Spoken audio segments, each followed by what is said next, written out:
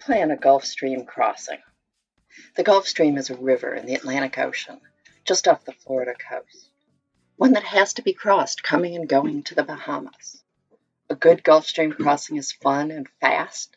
A bad one is anywhere from uncomfortable to downright dangerous. Hi, I'm Carolyn Sherlock, and you're listening to the Boat Galley podcast. There's a lot of information about crossing the Gulf Stream, and it can be confusing when you start planning. Hopefully today I'll make it a little simpler to understand. Right now, we're in the final countdown to our Bahamas trip, sitting in the Boot Key Harbor mooring field, so you might just hear some wind noise or a boat passing by. This episode of the Boat Galley podcast is sponsored by Infinity, the most trusted name in woven vinyl flooring in the marine industry. Since 2008, Infinity has offered boat owners premier flooring options proven to withstand even the most demanding environments. Each of their products is equipped with UV-stable fade resistance and antimicrobial technology, giving them both durability and style that can't be matched. Thinking about kicking carpet to the curb? Make the switch to Infinity and see the difference true luxury makes. Use coupon code PODCAST for 50% off samples. Crossing the Gulf Stream by boat from Florida to the Bahamas takes more planning than most routes. Figuring where you should leave from, how long the trip will take, what course to steer, and other details can seem overwhelming. I remember that well from planning our crossing in 2016. I was so confused by what all I read. Luckily, a friend who has made many crossings took pity on me and explained it in a way I did understand. Now, the first part is understanding the Gulf Stream. The Gulf Stream is literally a river of water in the Atlantic Ocean that runs north between Florida and the Bahamas, or east between Florida and Cuba. It typically averages between 2 and 2.5 knots. I've put a link in the show notes for getting the exact location and speed of the Gulf Stream. Now, if you leave Florida and head due east, 90 degrees, every hour that you travel, you'll go eastward, whatever your speed is, and north, 2 to 2.5 miles. Now, that north amount is an average. Some hours you'll go more north and some less, depending whether you're at the edge of the Gulf Stream or right in the center. The average is the important thing for route planning. The Gulf Stream has considerably warmer water than the ocean around it, and that means that thunderstorms are more likely as you cross it.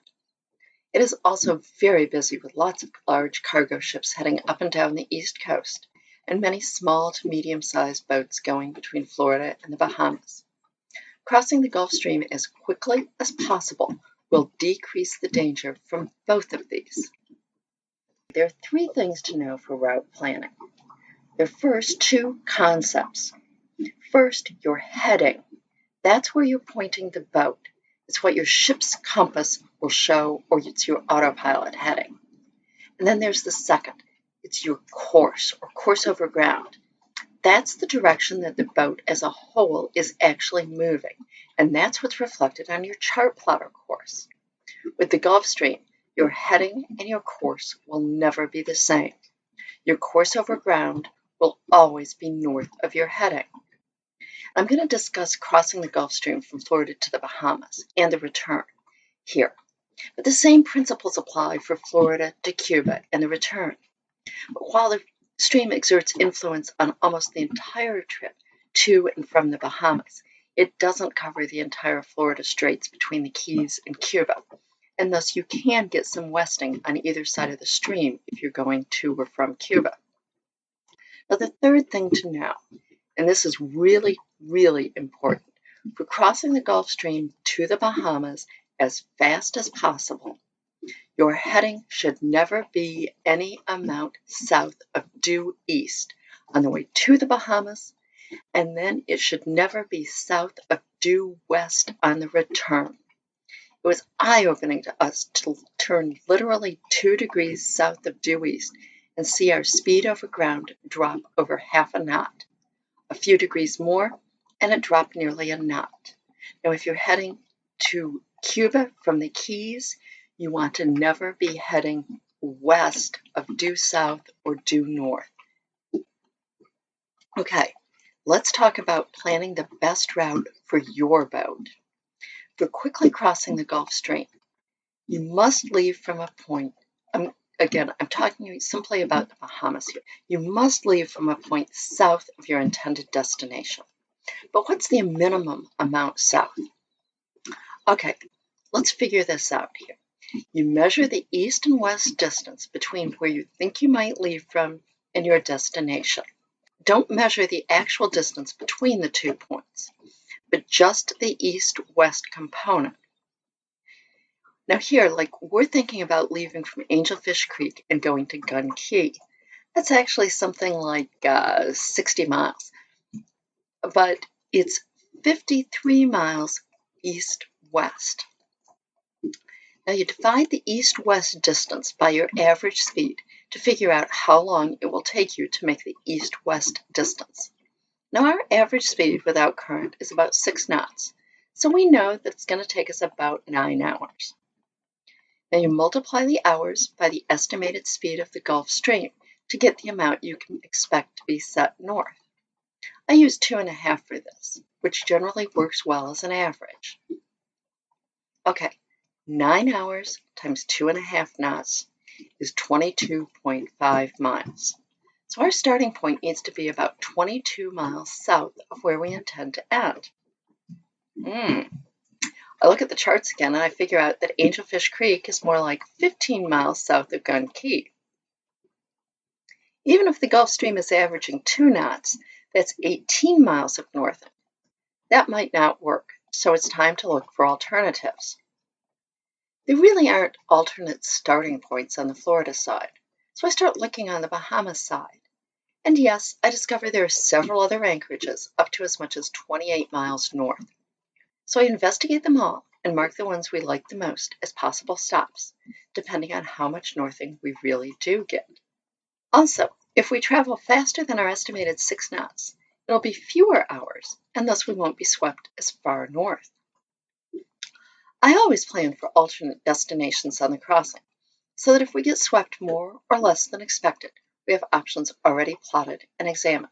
I think this is really important, especially if the weather turns snotty or the trip takes longer than expected and sunset is close or past. Now our end result on that trip was we had a fast trip and made better than expected time, so we came right in at Gun Key, and a bit of countercurrent on the Bahamas side helped also. Now let's talk about some other tips for crossing the Gulf Stream. Somewhere as you're crossing the stream, it's likely that you'll have to cross, dock, or wait for a ship to pass. Be very, very cautious of trying to cross in front of another vessel. Speeds are deceiving in the stream. And you have to pause. At one point, we had ships heading both north and south right in front of us. My strategy is to head south. If I just cut speed, I get swept to the north. The ships are usually traveling 20 to 25 knots. They pass us by pretty quickly. By heading south, I'm not losing any of that southing that I've got. The faster that you get across the Gulf Stream, the less you'll get swept north. One key to faster speed is making sure that the bottom of your boat is clean. Another is to motor or motor sail at your maximum cruising speed.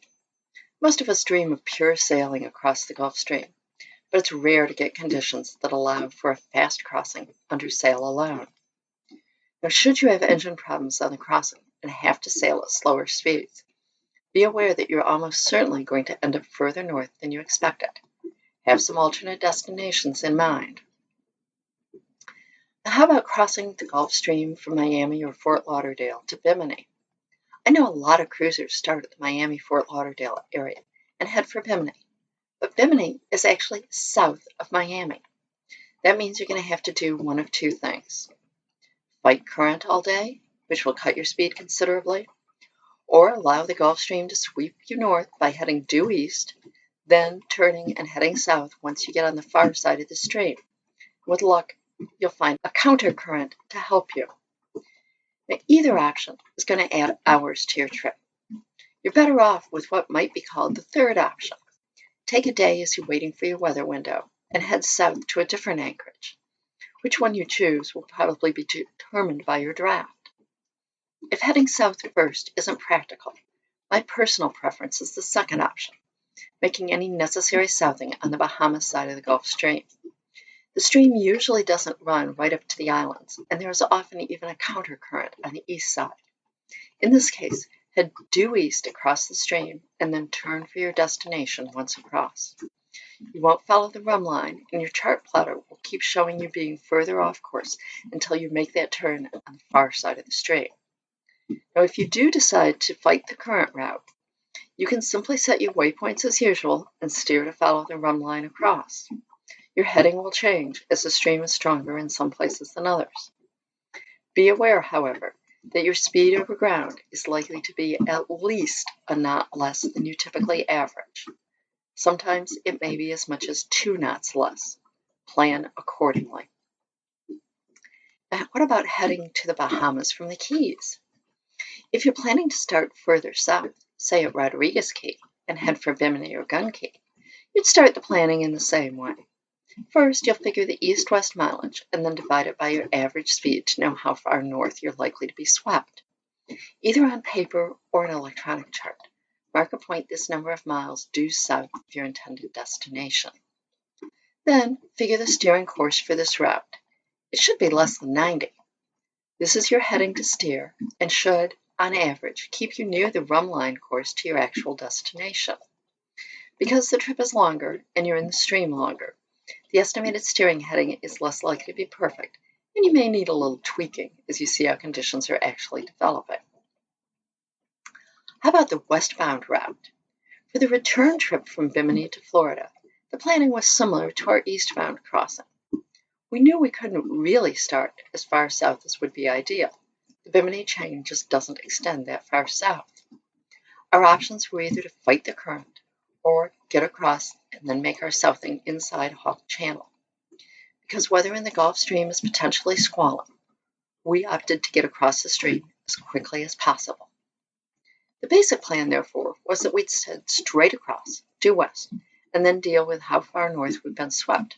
But we were able to add a little twist on this by using a day with northeast winds, which are not good for making the crossing, to head south along the Bimini chain to Riding Rock. And we took advantage of a countercurrent as well.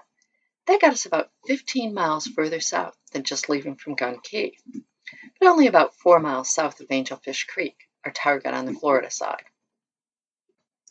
I created a series of potential routes for various places where we could cross the reef on the Florida side and enter Hawk Channel, including ones that I thought were unrealistically south and north, just in case.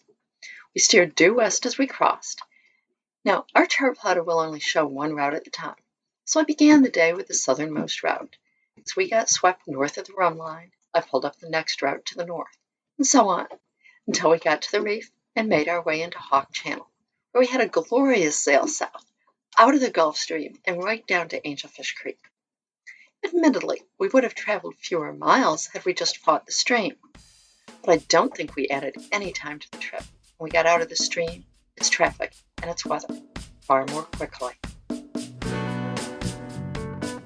Enjoy your trip to the Bahamas, and thanks for listening to this episode of the Boat Galley Podcast. If you like the show, please be sure to subscribe in your podcast app, and reviews are always appreciated.